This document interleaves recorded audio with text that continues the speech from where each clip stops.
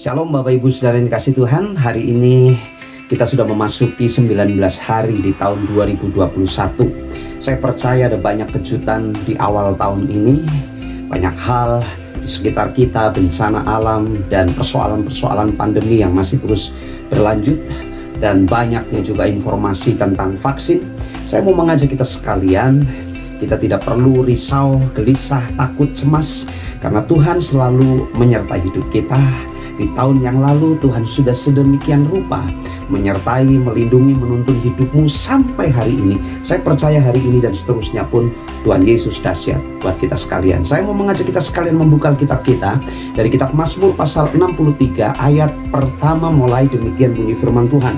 Mazmur Daud ketika ia ada di padang gurun Yehuda. Ya Allah, Engkaulah Allahku, aku mencari Engkau, jiwaku haus kepadamu. Tubuhku rindu kepadamu seperti tanah yang kering dan tandus tiada berair. Demikianlah aku memandang kepadamu di tempat kudus sambil melihat kekuatanmu dan kemuliaanmu. Satu hal yang saya mau ajak kita sekalian merenungkan prinsip kebenaran firman Tuhan ini. Daud ketika mengalami tantangan, ketika Daud dikejar-kejar oleh Saul, nyawanya terancam, dia lari ke padang gurun Yehuda.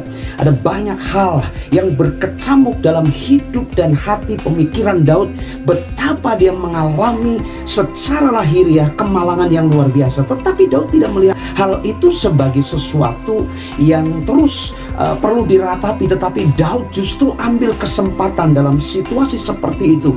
Dia mau mendekat kepada Tuhan seperti tanah yang tandus, kering, tiada berair. Dia sungguh-sungguh merindukan Tuhan. Hatinya hanya terpaut kepada Tuhan. Hatinya rindu melekat, mendekat kepada Tuhan. Saya berdoa buat kita sekalian, mari kita belajar dalam situasi sesulit apapun hari-hari ini ke depan yang akan kita hadapi. Percayalah, ketika kerinduanmu, ketika hatimu terus berpaut kepada Tuhan, Tuhan sendiri akan memenuhkan hidup kita dengan perkara-perkara yang luar biasa. Anda dan saya akan diberikan kekuatan ekstra.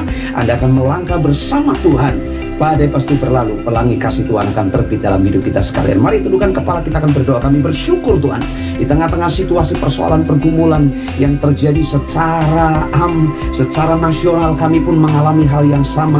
Di berbagai tempat terjadi bencana alam. Oh, ada banyak hal yang bisa membuat hati kami takut, hati kami gentar. Tetapi kami mau belajar dalam situasi seperti itu, dalam kondisi apapun yang kami alami hari-hari ini. Kami mau mendekat kepadamu, hati kami haus kepadamu. Engkaulah sumber segalanya, Engkaulah yang memenuhkan hidup kami hari ini, seterusnya dan selama-lamanya.